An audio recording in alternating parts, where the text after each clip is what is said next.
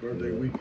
Good Sitting there, vibes. yeah, good vibes. Sitting there with the people right here, man. Just relaxing, man. Went out on the town, with my family, man. And just, we just balled out for a minute, man. Now we get back to it. But you looking good, man. Thank you, man. Looking good, Thank man. you, man. For real, man. Thank you, man. I'm trying. I'm trying. You don't need to try too hard. You living it, man. You living life, man. Yeah, man. Right on, and you influence so many others, man, in a positive way. And when you tell me, Slim, I see you grinding, man, it's just a reflection of yourself, man. Cause look, I got this grind, I'm hustling, I seen what you did, and I want to be just like you. And that's just the truth. But the truth is, I see y'all grinding, man. I see both of y'all doing y'all thing. So, it don't do nothing but make sense, for it to be known and said. It's a lot of, cats out here, man, that's grinding and getting theirs on, man. So, us as the older G's, man, that been through the game, it's for us to say, hey, man, these cats, they coming up, man. Anytime you see, guys popping up and doing their thing, man, in different areas and they everywhere, and you never there, man, you know what it is, man. They doing them. They doing them, man. So it's big ups to y'all, man. Thank you. It was really a trade, man. When I was young, 13, 12 years old, man, we was trapping. We used to be in the trap house. Yeah, 38, Rob, Ward, all these cats, Rock, Fred Grayson, Foster, all of us used to be in the trap house trapping. And I would just bust around, man. I would just rap for hours. Just sitting there, just, getting our money and we rapping, man. Really, I'm rapping, they hitting on the table. But as we got a little serious, we in the streets, we went against the rap code and we just, but we were just young, we were just passing time, didn't know what we was doing or what we had. We would rap about, anything, man, rap about this, D, and I boom, bust out rapping about it, So, as youngsters, we were just doing it as a trade. As we got a little older and just, our stomach started growling, we went the other way, and started taking care of mama, and taking care of our responsibilities as men, We skipped the teenage days, and we started being adults at an early age, So that led us to the streets. One day, JF come to me and he was talking to me about Mike B. And I remember Mike from school, and he was like, man, Mike was doing a track, man. He got these cats, man, that be grinding, talking about Slaughter. Ice Water Slaughter. Shout out to Ice Water Slaughter, my brother, And he say, man, listen to this music. So, me, I'm always up for a challenge. So when I heard his music, I was like, shit, man, I can still rap. If he talking about he got some other cats that can rap, I can still rap. I had already heard about Slaughter because he was from the Garden, and so we got together. He brought him over. So when he brought him over, Slaughter started spitting. When Slaughter started spitting, man, I'm telling you, I got mad. Yeah, I got mad, straight up, man. I got mad, man. I said, man, you know what I'm saying? So they look at me, I'm like, man, I can do this. And I remember the first rhyme I wrote, we were called Reality Gangster. Yeah, Reality Gangster. And I was saying some shit, and they was, man, that's too, take it now. We ain't gonna do that, man. That was too vicious, man. Let it go. And I'm like, I'm just being who I was, because at that time, that was my mind state. And whether it was angry, mad, whatever it was, I was letting it go on that Reality Gangster track. Okay. And so they came in, and so we built a makeshift studio in my sister's house. My sister had a house in Trinity. You talking about Mika? Yeah, Mickey. Yeah, Big Mick, man. Shout out to my sister, R.I.P., rest in peace, Mick. We gave her hell too. I'm talking about she put us out many nights, man. Don't think it was all peace and cream. She one of them. Yeah, for real, she one of them. But we would get in there, man, and we went and shit. One day, man, we just went and bought $10,000 worth of equipment. Just said fuck it, let's do this, And old Pony, Pony, man, Pony was like 13, 14 years old. Yeah. He with us. We go and buy all the equipment, and he looking, and he like, man, you know how much I was? I'm like, yeah, man, we finna get this, you know. And, you know, that was our little partner at the time, man. I mean, you know, and he grew up to be a stand-up cat, you know. Being said, Mr. D from the Cartel, I have a two-part question. The first question is, could you break down the acronym of Cartel? I know, you know I know, but could you break it down for me? And the second part of the question is, how did the rapper idea come about? The cat there, Cartel stands for can and realize it. Togetherness equals love. Believe that. Right on. When I was doing time, I ran into a cat named Lil C. You know, real good dude. Lil C was an older cat. Kind of took me on his wing. Took a liking to me. He was already doing time. He had been dead. Lil C had did like probably 11 years before I had went in there. Yeah. And so when I got in there, we used to talk and just chop it up. And he told me about the ties that he had, with Jay, and rap a lot. And so when I got out before C.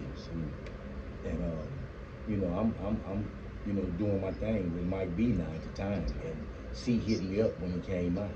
So me and C got together, went and had lunch a couple of times, and he started cutting my hair, and on Lowndes Avenue. So C would be cutting my hair, and I told him, man, I'm rapping, man, I got this and that there. So he would say, okay, let me hear it, and this and that. So one day I let him hear it, and I let him hear the music, and he passed the music to Jay, and C gave me a call, and that's how all of it evolved.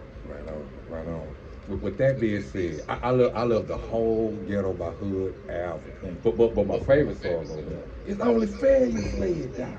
Do you remember recording that song? Can you remember that? That's my favorite.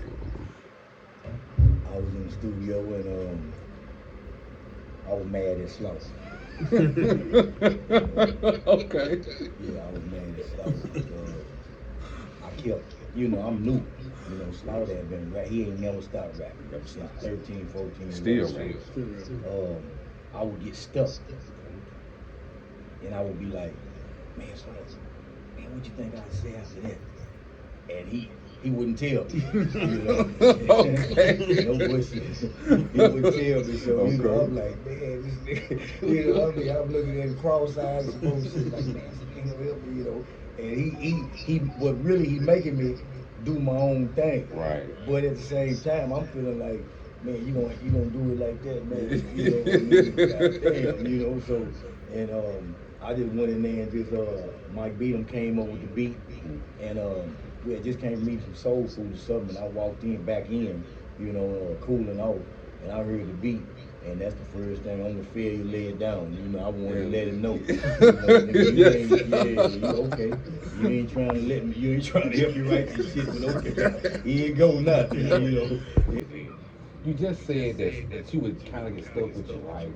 Yeah. It's kind of funny because even though you continue the Cartel with X-Men and Third and 380, you had solo projects too.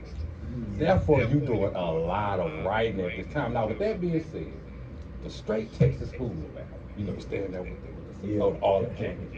Yeah. You got a song on there with that boy Smoke.com. 2-time. Yeah. Say, man, could you elaborate on that? Now, come on. That's classic. It has to be top 10 Houston song ever created in my book. 2 times. You was on the status show, not to cut you out, with the status show. I remember the status show when you was on the status. You ain't gonna miss me, D. You ain't gonna miss me today. You ain't gonna miss me. Go ahead. I mean, cut you out though. I'm humbled by it, man, because that song there, every time you write a song, you're going through something at that time. Yeah. And at that time, I was going through, something, with my mom, being in the streets, and she a praying mom, how they go. I do. You know what I mean? Yeah, I was, fighting with, listening, to my mom say, what you're doing is wrong, what you're doing is evil, to me saying, I'm making a way for us. Right. So that 2-time losing, it was just one of them. I think it was like 1:30 in the morning. Me and Mike B was in there, and we were just going through tracks. He found it, and Smoke Dot was in there, and you know, I come up with the hook for him to say, and I wrote the hook down, and Smoke Dot sung it, you know, and we came up with it, man. Man, classic. Yes. You don't think? D, with that being said, if you could talk to the black youth, if you had 2 minutes to talk to the black youth or the Latino youth, who would you tell? Man, don't never give up. Always be what you can be. Don't never let nobody tell you what you're not gonna be. Always remember that you gotta love yourself first in order for anybody to love you. You know, if not, you know, nothing's gonna happen. And always have faith and speak it, because the tongue is very powerful. The tongue is very powerful. So if it's something that you won't speak that, you know, as long as it's reality, it's gonna come. Okay, now this question might, you know, but I'm gonna ask you this. Who's the better rapper? You or Trill? Shit, Trill. Okay. You ain't got it, shit. If I was half sleeping, you asked me that. Shit, Trill, man. Come on. Yeah, you know what I'm saying? Yeah. I wasn't a rapper. I was a hustler. I was trying to get out. You know what I'm saying? I just could put punchlines and metaphors together. Yeah. You know, being slick. You know, Yeah. no, Trill, hell no. Yeah. No. Yeah, man. No. That's what's up. Yeah. So the Cartel. Man. Through a lot of people, man, I do. And this so happened I had the Fifth Ward Boys on the show. Yeah. So I'm rocking the me and 007. We talk. Yeah. 007 say man, I forgot what town it was. Yeah. But them niggas in that shoot. They say that shoot. They say people is going crazy. Yeah. They say they look at you got the calmest demeanor in the world. And you say man, this shit mine over mouth. Do you remember that? Yeah, man. Yeah. We was in the basement and we was in Ohio. Okay. And it was all of us in there, man. We was on a tour. I think it was our 6th stop, you know, through the tour. We went on a 13-city tour. And man, it's snowing, so we stopped there. And the club downstairs in the basement, man, something I ain't never seen in my life. You know, but we in the Midwest. Mm. And man, we down there and it's a grill. You know, right there. Well, I mean, it's old school. The lady cook, you know, she getting fish on and, you know, fried plates. I'm talking about they over there, they cooking, man. You know, so we down there, we jamming. So they play a rap-a-lot set. You know, that's when we got the Don't Blame It on the music, and you know, they spin the Fifth Ward Boys, they spin the rap-a-lot. I mean, Don't Blame It on the music, Tulo. You know, all us in there. You know, the whole crew. We like 15 deep. You know, and so they jam the set, you know, and so while they jam the set, we started hearing some chants, you know, fuck rap-a-lot, you know. So when we hearing fuck rap-a-lot, Spook come up and he whispered Herb and he tell Herb, man, go tell D. You know, man, it's getting hot in this motherfucker. Come on, you know, we finna have to make a move. So boom, you know, it's already started up front, but I'm in the back, me and 00 and some more people. And I see it going on, but I don't know what's behind me. By the time me and Herb talking and me and 00 standing right there, that's when I told Herb that I didn't want to make a sudden move because I see how Herb looking and I see a dude behind me. But by the time I say that and I tell him, you know what I'm saying, we're gonna take it easy. Herb pushed me that way, and by the time I swing, he hit the dude in the face with a Corona bottle.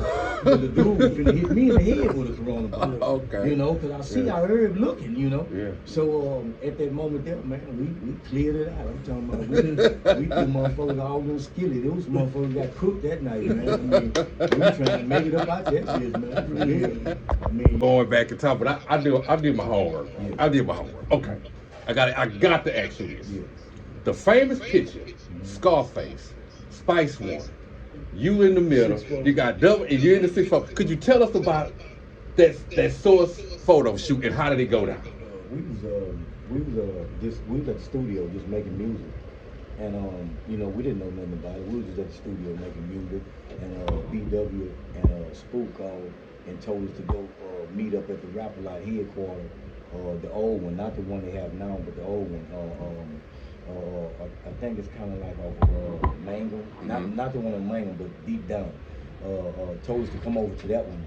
And they were shooting here, not the compound, not the new one, not the one that they've been having now for 20 years, but the other. Right. You know, so they told us to meet over there at Sourcesville, and they was gonna be flicking up. So told us to bring the 6-4s and everything. So we pull up deep, you know, 600 bins, you know, bourbons, you know, 6-4s, you know, and so we pull up, we see Spice, we see 8, you know, but me and Face already knew each other. Face used to always laugh because he know how I'm coming. Yeah. You know, yeah, that's my dude, you know, always respectful with me and him, you know, so Face knew how I'm coming, so when I come, you know, we just flicked up, you know, and I think it was Face, BW, somebody was like, shit, man, shit, this is shit, man, put him in this shit too, you know, so we jump in there, boom, do the shorts, boom, and there it was, you know, yeah. Okay, I had to ask that, I had to ask the question. St. Louis, and we was on tour, and we was in St. Louis, and we getting ready to leave, and we had just got through doing the show, you know, us and Fifth Ward Boys, and Herb, he done bagged looked like a Neil Long or somebody, you know, out the club. So we walking, and so she finna get in the van, you know, and so we don't know who she is, but she walking side by side with her. So by the time we get ready to get to the van, it's about 3 or 4 dudes approach us. So the dude was like, you know, he had talked to me in the club that night, you know, and a cool dude. So he said, hey man, can I holler at you right quick? I said, yeah, what's going on, man? He said, man, you see that chick right there, man? I said, yeah. He said, that's my chick, man. I said, oh yeah? I said, well shit, man, I don't. He said, man, you know, I respect, man. He said, man, if she get in that van, I'm gonna shoot the whole van up, man. I said, shit, she ain't getting in the van. You know, and went to her and told him, say, man, you know, after arguing, he, man, fuck that, man, nigga, we not in Houston. Nigga, she didn't get the fuck on, you know. So, you know, she got on, he grabbed and snatched her up, and you know, they got on and shit. We roll. Georgie, and let the Fast lane like me. Me and Foster in the bed, Living like we homeless. It's all about Coming up dope. I got a boy and a girl. In their life, I'm a hero, so watch your brother act bad, real I bad. can go out and get it. That's a talent That a better have. I'm a hustler though. I get down for my crowd. Only failures lay it down. Come on, man. Come on, man.